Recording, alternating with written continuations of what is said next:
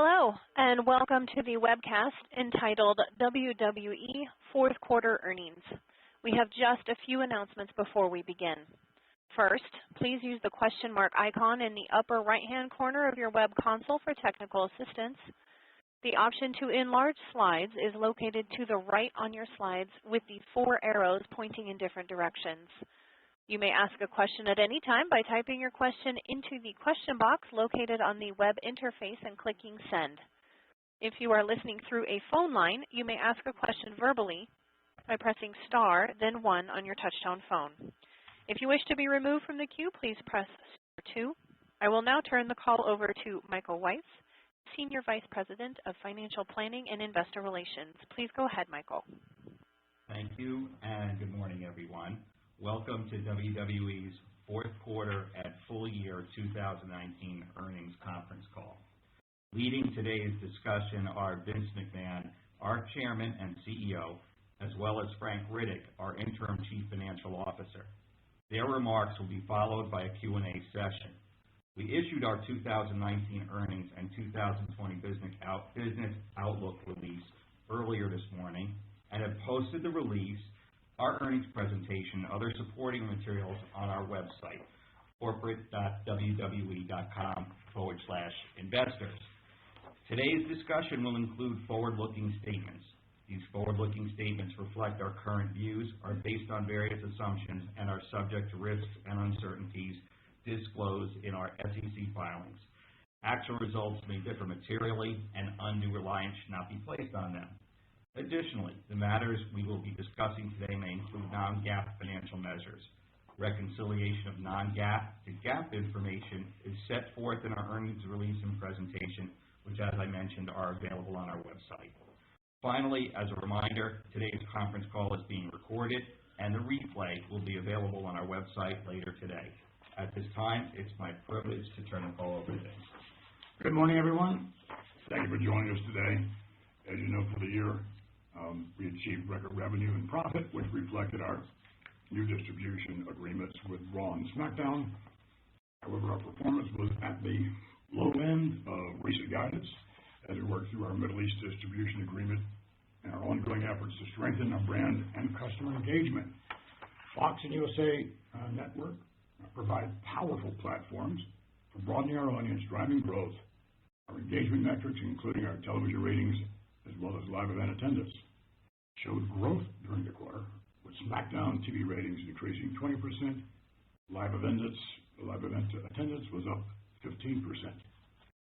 As you know, the board and I recently announced a management transition. This decision did not reflect a change in our strategy. It was made after careful consideration. We remain highly focused on growing the value of our content, furthering international expansion, engaging fans across all platforms.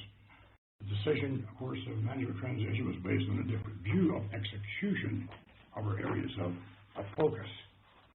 Over the 10 years, supported by a strong management team, George Barrios and Michelle made more than significant contributions to WWE. However, with the exchange, we won't miss a beat. We have a deep team of talented executives committed to our company who are more than capable of executing our strategy. The fundamental sources of our long-term growth, including the ability to capitalize on the rising value of live sports content, remains unchanged and strong. While we are providing perspective today in our business outlook for 2020, you should note that we are pursuing initiatives that could substantially enhance our performance. These include the distribution of content in the Middle East and India, as well as the evaluation and execution of strategic alternatives for our direct-to-consumer service, which could be implemented, quite frankly, in the next quarter. We're currently changing the WWE culture to be more collaborative, more inclusive, developing initiatives to reimagine our company and content, bringing in new ideas and enhancing our executive team by recruiting global talent. We remain extremely optimistic about our future and our long-term growth potential. Quite frankly, I have more confidence than ever that we're going to exploit all of our opportunities. So I'd like to turn it over now to Frank Riddick, who's our interim CFO and long-standing member of the Board of Directors. Frank. Thank you, Vince. There are several key topics which we'd like to review today. These include discussion of our financial performance, the progress of key strategic initiatives, and our business outlook. In 2019, we generated record revenue of $960 million, reflecting significant growth from the start of our new content agreements in the United States, which became effective in the fourth quarter. Our adjusted OIBDA was $180 million, as the growth in rights fees and lower incentive compensation were offset by weaker performance across other product lines and the impact of accelerated investment to support our core content creation. Given both the changes in the media industry, increased disruption from new direct-to-consumer services, and heightened competition for viewers, as well as the challenges to our brand engagement, we believe that increasing our ability to create compelling content represented a prudent course of action. This was not a decision that was made easily, but ultimately the right thing to do. As we transitioned SmackDown to Friday nights on Fox broadcast, our engagement metrics, including TV ratings and live event attendance, showed marked improvement. Domestic TV ratings for SmackDown, which declined 15% in the first quarter of 2019, improved to a 20% increase in the fourth quarter, with a 25% increase in December. Similarly, domestic TV ratings for Raw, which declined 14% in the first quarter of 2019, saw a 5% increase in December. In the quarter, Raw outperformed the aggregate ratings performance of the top 25 cable networks. SmackDown was the number one rated Friday night broadcast program among the coveted 18 to 49 demo and outperformed the aggregate ratings of the top 4 broadcast networks. Also indicative of strengthening engagement, average attendance at our live events in North America, which declined 12% in the first quarter, improved to an increase of 15% for the fourth quarter. Early indications in January show continued positive trends. During the fourth quarter, strong revenue growth from our new U.S. distribution agreements was partially offset by the timing of original series, absence of a large-scale event, as well as lower subscription to WWE Network. Importantly, the ongoing investment to support the creation of our content was balanced by a reduction in accrued management compensation associated with our full-year performance. To review our business performance in the quarter, let's turn to page 5 of our presentation, which shows the revenue, operating income, and adjusted OIBDA contribution by segment as compared to the prior year. Looking at our media segment, adjusted OIBDA increased 62%, or $44.5 million, driven by the escalation of domestic right fees for our Raw and SmackDown programs. Revenue growth was partially offset by the absence of Mixed Match Challenge, an original series licensed to Facebook last year, a reduction in network subscription, and increased content-related expenses. WWE Network's average paid subscribers decreased 10% to approximately 1.42 million for the fourth quarter, driven primarily by the impact of lower subscriber additions earlier in the year. We have projected that the network's average paid subscribers will increase on a sequential basis to approximately 1.47 million for the first quarter of 2020. Given the evolution of new streaming services and the increasing value of live content, we believe there may be alternative strategic options for the WWE Network, which would enable us to further monetize our most valuable premium content. Thus, we're currently evaluating alternative strategic options. During the quarter, we made important progress on other strategic initiatives that extended the reach of WWE brands. Specifically, we completed a free-to-air distribution agreement with Viacom CBS's Channel 5 in the UK and extended our agreement with SuperSport in Africa, which will create a dedicated WWE channel. We also premiered the second season of Ms. and Mrs.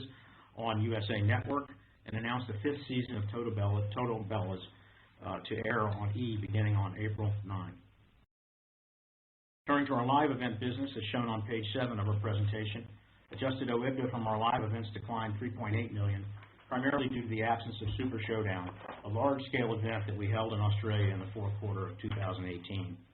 Although we had 14 fewer North American events in the quarter, this change had limited impact on adjusted OIBDA. Despite the absence of Super Showdown, we continue to successfully stage large-scale events for our fans. We held our second such event in Saudi Arabia, and shortly thereafter announced an expansion of our partnership to hold a second event in that country every year through 2027. Domestically, we staged Survivor Series, which anchored an extended weekend that attracted nearly 40,000 fans over the 4-day period to the Allstate Arena in Chicago. In our consumer products segment, adjusted OIBDA increased slightly from the prior year quarter as a reduction in video game royalties was offset by lower operating expenses. During the quarter, we continued to drive growth from the distribution of mobile games, increasing installs to nearly 125 million across our game portfolio, led by WWE Champions. Page 9 of our presentation shows selected elements of our capital structure. As of December 31st, 2019, WWE held approximately $250 million in cash and short-term investments. Additionally, we estimate that WWE has approximately $200 million in debt capacity under our revolving credit facility. In 2019, we generated approximately $53 million in free cash flow as compared to $154 million in the prior year. The decline was due to unfavorable changes in working capital related to our fourth quarter event in Saudi Arabia and the payment of prior year's accrued management incentive compensation. Additionally, the change in free cash flow also reflected a $37 million increase in capital expenditures, the majority of which was related to the execution of our workspace plan. Notably, we returned more than $120 million of capital to shareholders in 2019, consisting of approximately $83 million in share repurchases and $37 million in dividends paid. This included nearly $75 million of stock repurchased in the fourth quarter, representing approximately 15% of the authorization under our $500 million repurchase program. Looking ahead over the next few years, we believe that WWE is well positioned to take advantage of significant growth opportunities. These include the rising value of live sport content, the growth of media and entertainment in international markets, and the evolution of other businesses, specifically WWE Network. In 2020, the escalation of rights fees provides contractual revenue growth of approximately $185 million. We expect that this growth will be partially offset by an increase in operating expenses from multiple sources.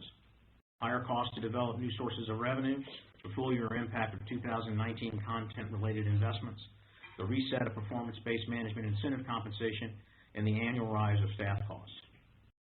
You should note that while we anticipate incremental investment over the long term to support our growth initiatives, we are working to moderate that investment in 2020. We're also pursuing several strategic initiatives that could increase the monetization of our content in 2020 and subsequent years. These include distribution of content in the Middle East and India, and the evaluation of strategic alternatives for a direct-to-consumer service, WWE Network. At this time, the outcome of these initiatives is subject to considerable uncertainty. Excluding the potential impact of these initiatives, we anticipate 2020 adjusted OIBDA of $250 to $300 million. Management believes it has the potential to exceed this range, but we're unable to provide additional guidance at this time. Previously, we discussed a step-up in capital expenditures in conjunction with our workspace strategy.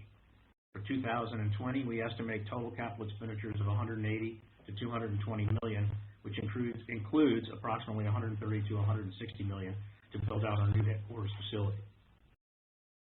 For 2021, we estimate total capital expenditures of $120 to $140 million, including approximately $80 to $100 million to complete construction. We expect total capital expenditures to return to approximately 5% of revenue by 2022, which is in line with the historic range of approximately 4 to 7% of revenue, and is predominantly related to maintaining existing infrastructure. For the first quarter of 2020, we estimate adjusted OIBDA of $60 to $65 million, which represents approximately 5 times the adjusted OIBDA results achieved in the prior year quarter. The estimate reflects substantial revenue growth from our new content distribution agreements in the U.S., which became effective in the fourth quarter, and the February staging of the large-scale event in Riyadh, Saudi Arabia. We also anticipate that first quarter growth will be partially offset by an increase in operating expenses associated with developing new sources of revenue and reflecting the full-year impact of 2019 investments. The former includes higher costs to accommodate the production of SmackDown broadcast live on Friday nights, 4 rather than 1 day following Raw, and to produce an additional hour of NXT on Wednesday nights. The fundamental elements of our growth strategy remain unchanged. As mentioned earlier, we believe we are well positioned to take advantage of the rising value of live sports content, as well as strong media and entertainment growth in international markets. Additionally, we have confidence that we can grow our sponsorship business and leverage increasing digitization to expand and engage our audience. With the escalation of content rights fees, we've seen an increasing share of revenue coming from contractual arrangements, and we expect that trend to continue, further transforming our business model. We're in the process of evaluating several strategic initiatives that could materially impact our growth trajectory. And we are targeting a date by the end of the first quarter to communicate our long-term strategy. We're committed to providing a comprehensive perspective on our roadmap for creating shareholder value, and we look forward to meeting with you, our investors and analysts. That concludes this portion of our call, and I'll now turn it back to Michael. Thank you, Frank. Nicole, we're ready for questions. Please open the lines. Thank you, sir. We will take our first question from Ben Swinburne with Morgan Stanley. Thank you. Good morning. Thanks for all the color. Two questions for you. First, I just want to confirm your guidance for 2020 assumes, at least if I'm hearing you right, zero revenues associated with your rights, TV rights or media rights in India and the Middle East. I just want to see if that's correct. And if it is, I understand why you'd have to guide that way, but that seems highly unlikely since presumably there is a path to some distribution deal. So I just wanted to see if you could add some color there so we can better understand the guidance, and then I have a follow-up. Well, on media, you're correct. On India, it would be the increment from the new deal because we have an existing deal in India that's in place. And we have taken that out because of the uncertainty, not about whether we feel pretty confident that these new agreements will be put in place. And as I said, we have an existing agreement in India already. The uncertainty is around the timing of that and the ultimate value that we receive. I see. And you are still on the air in India as of right now, right, in this first quarter, correct? That's correct. Yes, sir. That's correct. Got it. Okay, great. And then secondly, on the strategic review for the network, what are you guys trying to achieve there? I mean, is this a business you think you can sell, or are you looking to maybe turn this into a license stream like your broader media business, sort of de-risk it with a partner like an ESPN Plus or something like that? I don't know if there's any more color you could add. I realize it's sort of an ongoing review, but just would love to hear anything else you could share. Well, we have a lot of options. We can continue on as we are now with an enhancement of a free tier and a more enhanced paid tier, but we have that as an option. We also have an option. I mean, right now, there's no more better time to exercise, the selling of our rights, to all the majors, and quite frankly, all the majors are really clamoring for our content. So that could be a significant increase, obviously, in terms of revenue. Got it. Thank you very much. Our next question comes from David Karnovsky with JP Morgan. Thanks for taking the question. I guess just to follow up on that point, Vince, when you think about what's on the network now, would anything kind of be off limits, with some of your more premier pay-per-views such as WrestleMania, Royal Rumble? Am I hearing you right when you say that there's interest from third or linear parties for that content and you'd be willing to kind of move that over or off the network? I think there's nothing, obviously the devil's in the details in any of these arrangements, but, at this point, there's nothing that looks like it would be anything that would stop us from doing a different type of transaction with the network if we chose to. Okay. And I asked this question because we've gotten it, a bunch of times since last week from investors, but can you just say here definitively whether WWE plans to invest with, partner with, or even merge with the XFL at any point in the future? No, the XFL is a separate entity completely. There are about 400 employees. The kickoff, of course, is this coming Saturday. It's completely separate. Got it. Okay. Thank you. Our next question comes from Laura Martin from Needham. Hey, Vince, I have a sort of philosophical question. Like, one of the things we did with Next is we pulled that proprietary content off the network and put it on USA for cash flow today, which de-risks it, but it also took away programming and your US subs fell. In answer to Ben's question just now, you said that there's people clamoring for rights and that might be a more valuable way to monetize the network. How do you think about the fact that you can take more cash but it's coming from the linear TV ecosystem, which is dying in this country, compared to OTT, which is structurally growing, but doesn't give you the near-term cash flow that maybe you could get in a different alternative. Well, Laura, as you know, there's so many majors going into OTT. That's what I was referring to. It's our network, obviously, is our most premium content, and we have like 1.5 million subscribers. We've had more, but nonetheless, it's another way for us to capitalize on our network. And again, as I said, there's very strong interest in all of the majors as it relates to OTT. And you've talked about adding ads in the past, like sponsorships or advertising was something we talked about early when you were doing OTT. Have you rethought adding a second revenue stream to the OTT service? That's a possibility. We can leave that open. But again, right now, I mean, if we continue on as the network pretty much as is, then we're definitely going to consider that. If, in fact, we're looking to enhance revenue, that would be up to our partners. I see. That makes sense. Okay, great. And then I think one of the questions we get most frequently is what's taking so long for the MENA and India, because we thought those were going to be done like early in 19. And is there, will we be done by the end, will we be done with those deals by the end of the first quarter when you're going to give us this comprehensive overview of WWE, do you think? Laura, really to answer the first part of your question, what's taking so long in India, there's been some regulatory changes that have complicated the negotiations, and so that is really the primary reason for the delay there.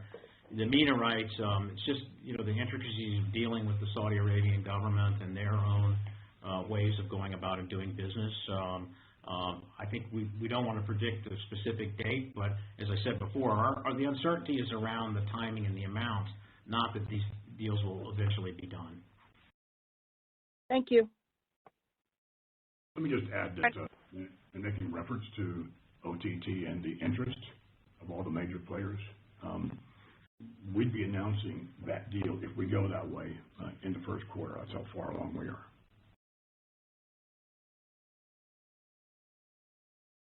Okay, we'll take our next question from Curry Baker with Guggenheim Securities. Thanks, guys. On the buyback, it looks like you guys were in the market more active in the fourth quarter. I'd have to assume if you thought the stock was attractive, then you'd have to think it's significantly undervalued here. Will you be more aggressive in the market at these levels under your current authorization? And I guess, following on that, will you consider using or leveraging the balance sheet to take advantage of near-term dislocation? Well, answering the last part of your question, I think the capital structure strategy isn't going to change a lot. I think we believe having a flexible capital structure that allows us to have the resources to pursue growth opportunities is probably more important even in the short term. And we do have a lot of liquidity right now, so I don't think that we would leverage up in a significant way to buy stock. On the existing program, the existing program has about $415 million or so of remaining authorization, and we're going to continue to run that program the way we have, trying to buy a significant discount to what we feel is intrinsic value, constrained only by the regulatory and other regulations that we have to, disclosure and regulations we have to follow in the buyback. So clearly right now with the stock trading where it is, it's more attractive than it was. Okay, thanks. That's helpful. And then maybe just one more on investments and buckets of investments you're looking at, this year and over the next couple of years. I think in the past, management's focused on three main areas. Building out your data and technology capabilities, localization, which I think includes performance centers internationally, as well as continuing to pay the talent more, et cetera. Any more color on how you're thinking about each of these, as well as if there's maybe other investment opportunities that are also that you're considering?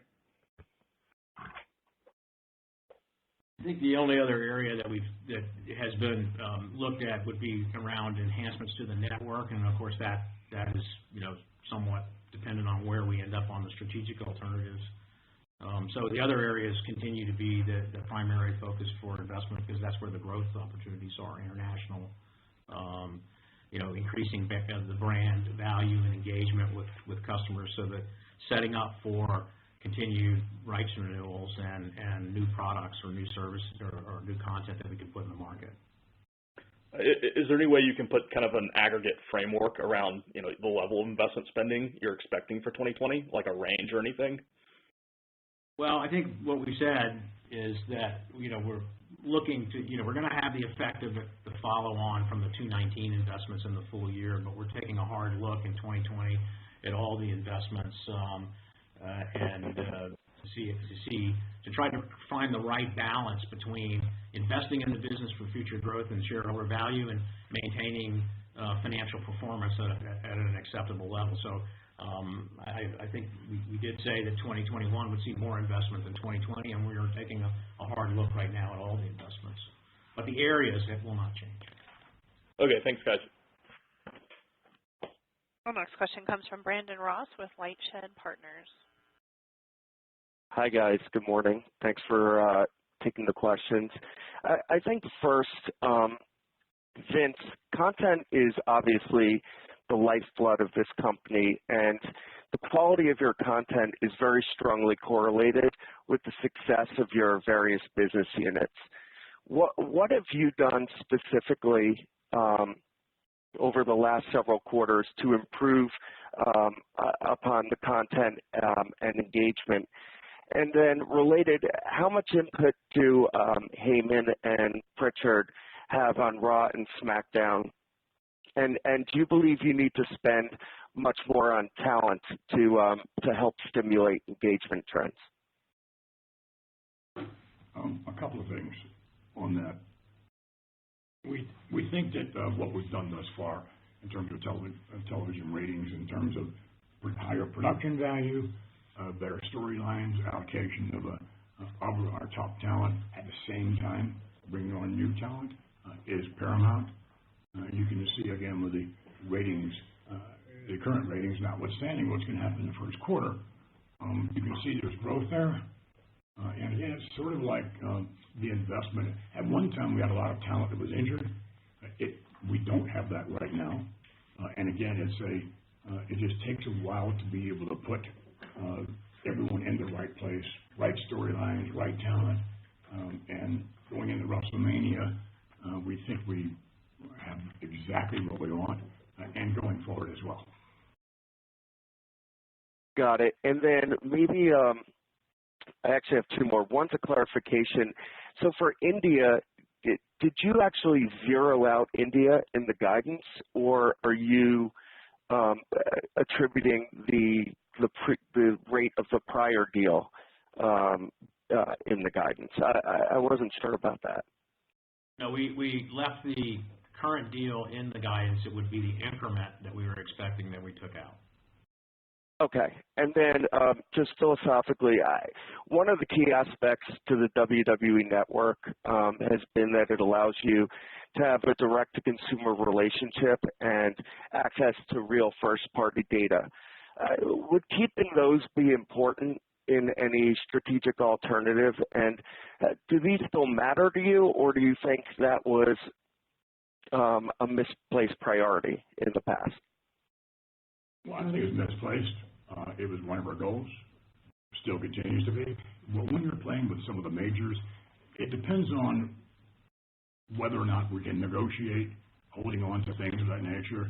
Sometimes, the big boys want all of that for themselves. So it's a matter of really negotiation as to what we keep. But if we could keep it, absolutely. Right, but it's not a must-have for you. Not a what? Must-have. Well, it's okay.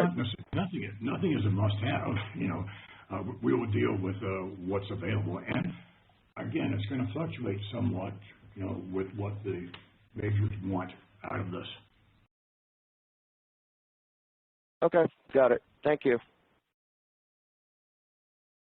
Our next question comes from Eric Katz from Wolfe Research. Thanks. Good morning. One question on the 2020 guides of the 250 to 300. it's a pretty big range when excluding, I guess, the increments from India and also the Middle East deal. What's driving that $50 million range? Is that mostly on the network strategy? No, I would say that the reason for the range is the uncertainty around what level of cost structure we can actually achieve through cost reductions and other things, and where the rest of the business is going to perform, including the network in the interim in terms of the number of subscribers that we get. So we wanted to make sure that we provided guidance that was realistic for what we thought we could achieve. And again, these numbers, let me just add, just some color to that, because I think these numbers are considerably conservative. And if any one of these deals takes place, it's going to be a big deal. It's going to be transformative. Okay, understood. And it sounds like, I guess just to be clear on some of the other comments and questions we've gotten so far, it sounds like there could be anything from a dual revenue stream where you still monetize the network just in a different way, or there's even a scenario where the network is completely shut down. But I guess what we're all trying to figure out is, it sounds like whatever you decide, and the timing sounds like potentially before this event at the end of the quarter, the economics will be better than your current structure. I mean, is that generally a fair assessment, and is that from both a revenue and expense perspective? I think that we successfully achieve what we're trying to do with the majors in terms of their desire for our OTT. Again, as I said just a minute ago, it's transformative. I mean, this is our most premium content, that would be available. Okay, I guess maybe what would be helpful is, do you have a number on the profitability for the network currently? Is it, in the 40, 50 million range? We don't provide that information. Okay. I guess my last question would be, based on your comments for 2020 investments moderating, should we then assume the investments in Q4 are not a run rate for the entirety of 2020?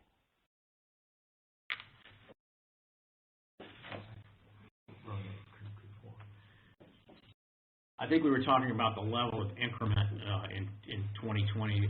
Obviously, as we said, we have investments in 2019 that are going to continue into 2020 because they were made during 2019.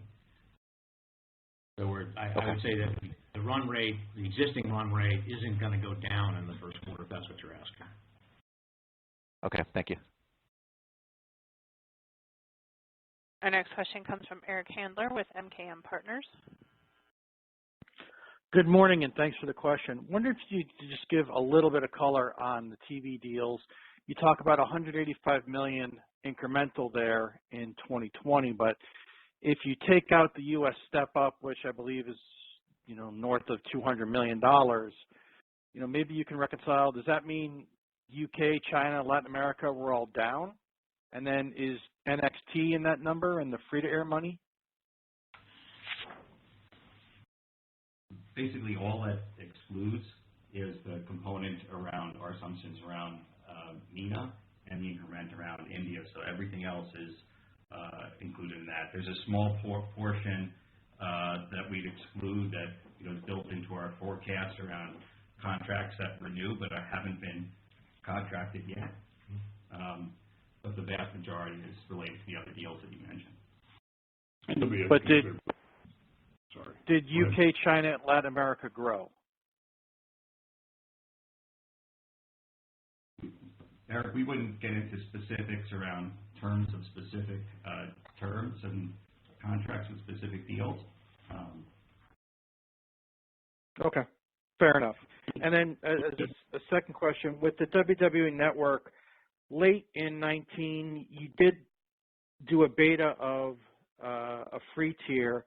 Is that continuing now? Can you give us maybe some color on how it's performed in terms of maybe incremental downloads?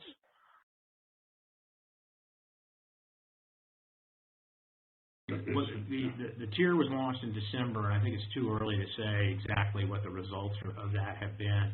We're going to continue to analyze it, and when when we feel like we have good data around, what effect it's having, we'll put that out there. And again, it was a soft launch. Okay. Right. Okay. Thank you very much. Our next question comes from Vasily Karasoyov with Cannonball Research. Thank you. Good morning. I wanted to ask a clarifying question on the guidance and specifically about the initiatives you mentioned in the Middle East and India. So first of all, has the decision been made to go ahead with those initiatives? And if not, what's the timeline?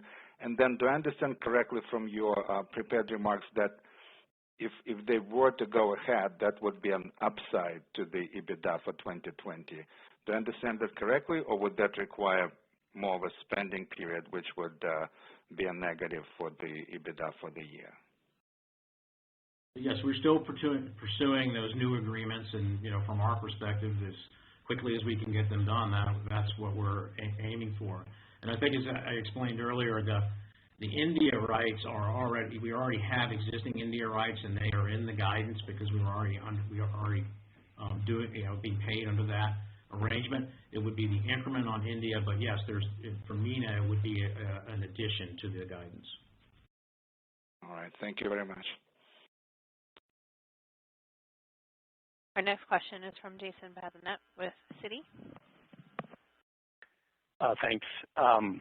So there's a lot of investors we're speaking with that are interested in your stock, but they're very nervous about what I'll call X factors, some sort of curveball.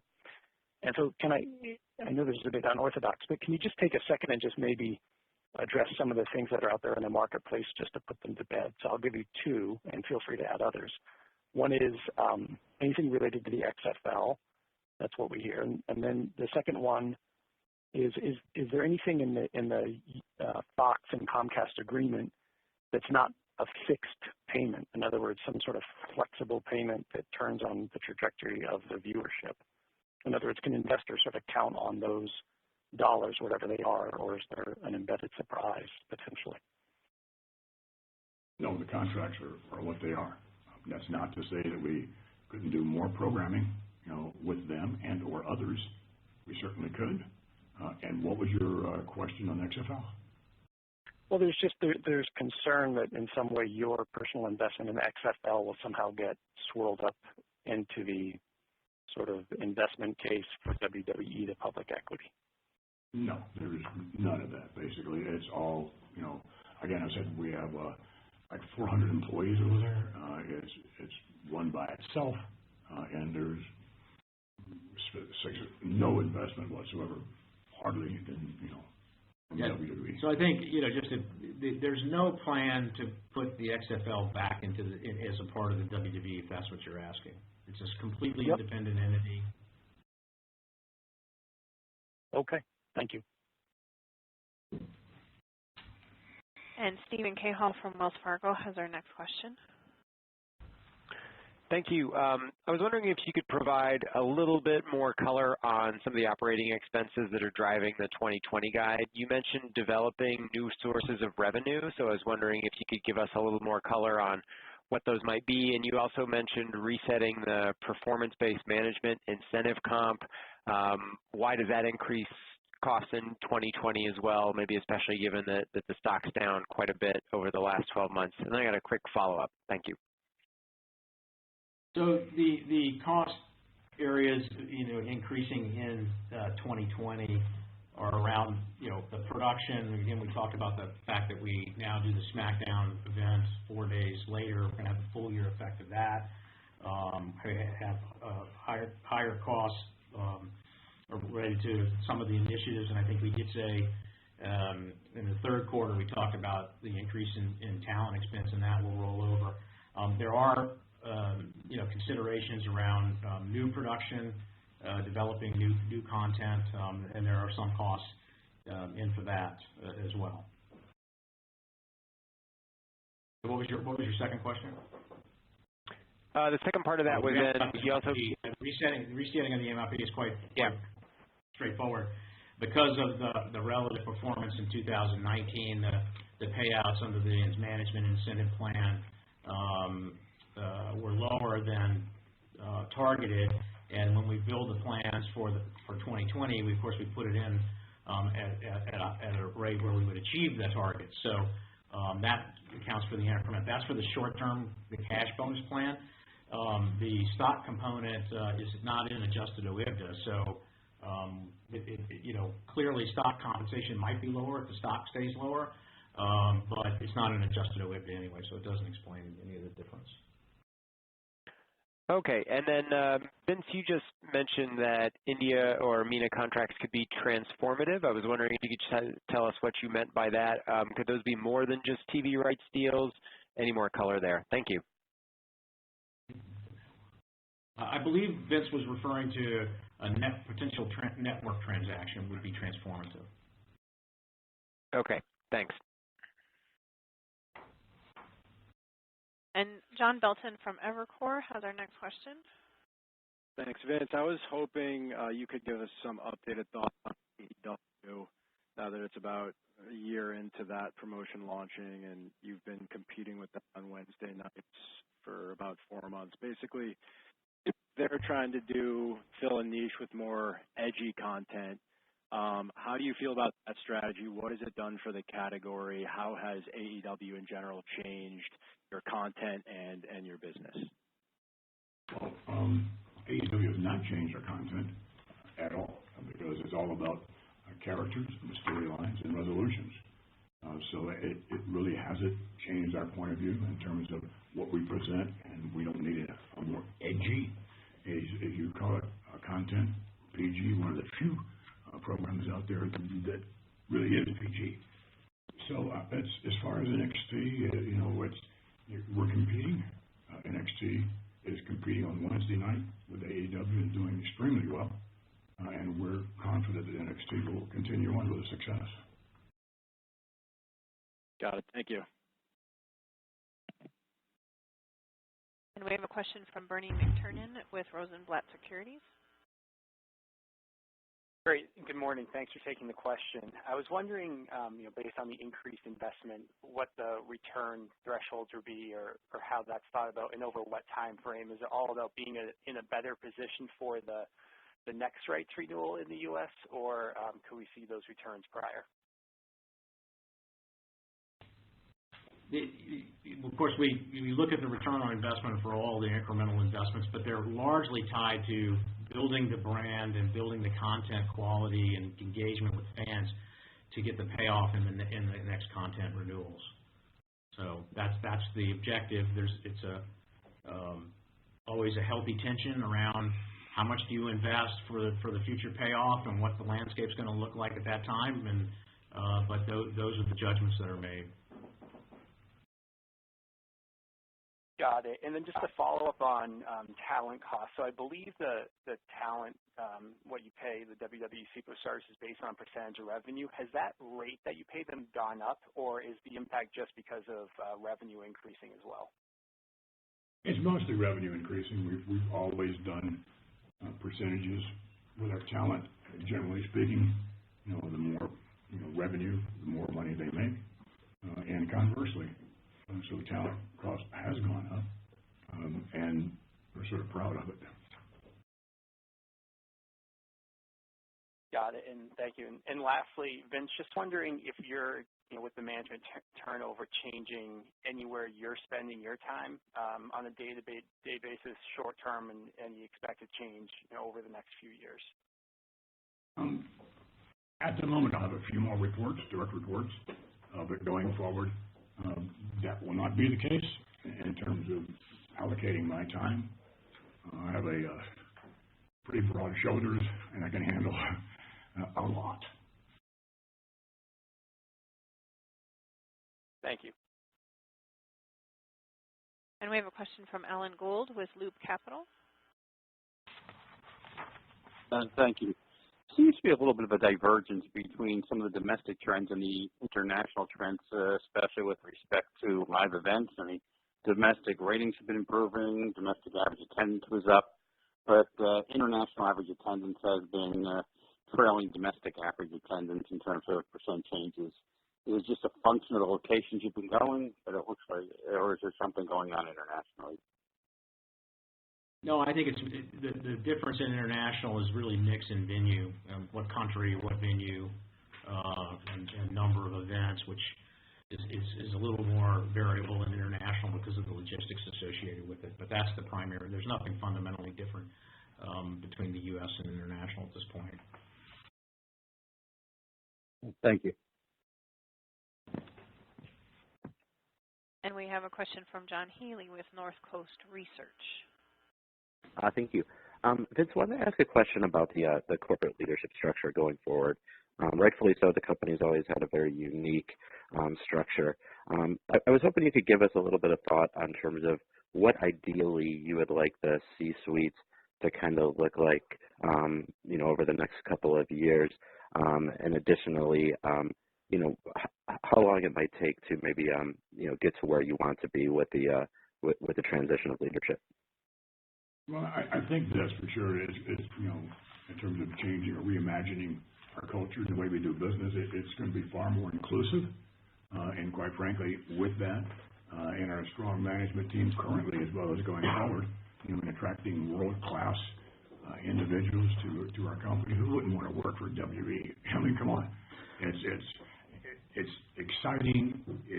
We err on the 75 percentile in essence in terms of what the value of an executive is, not on a 50-50 kind of. You get what you pay for.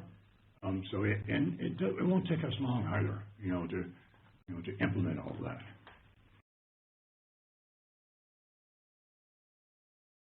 Thank you.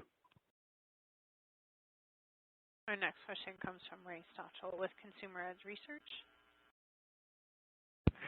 Great, thanks for taking my question. Could you be more specific about any explicit disagreements around strategy that you may have had with prior exec team members to give us a sense of how you're thinking about the business going forward with some more granularity? It sounded like it was execution related, but just wanted to be clear there.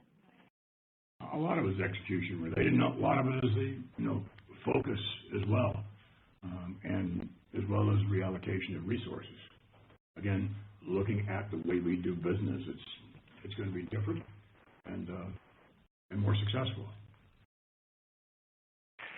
Great, thanks. And then another one on capital allocation. So aside from XFL, you do have a venture portfolio. How do we think about that when it comes to capital allocation?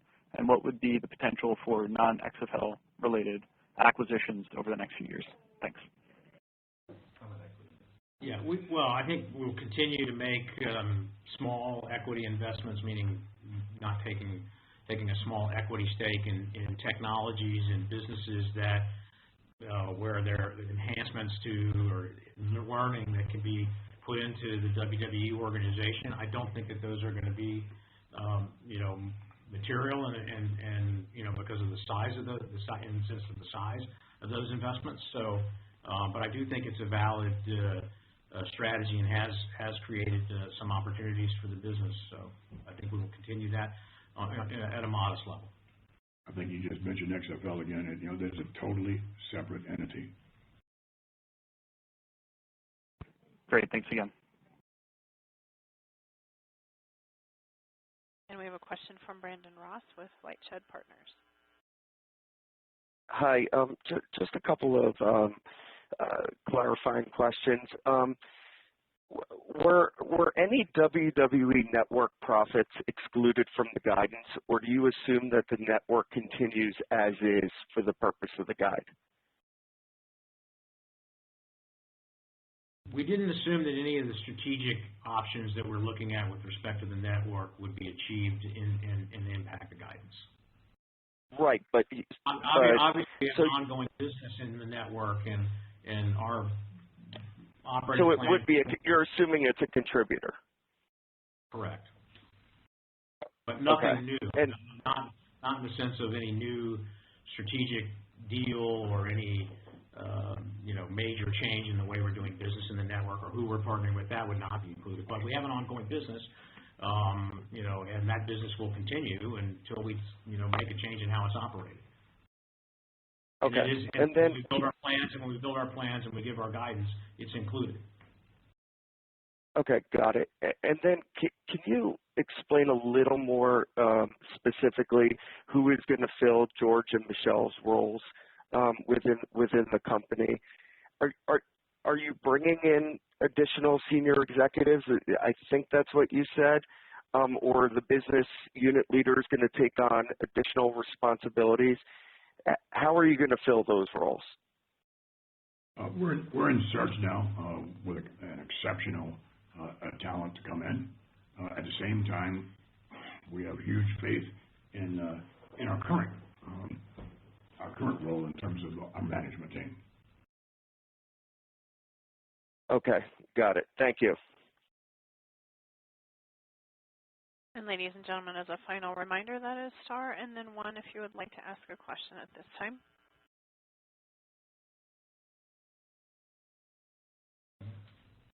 Thank you, everyone. We appreciate you listening to the call today. And if you have any questions, please do not hesitate to reach out to us. Thank you. Once again, ladies and gentlemen, that concludes today's conference. We appreciate your participation today. You may now disconnect.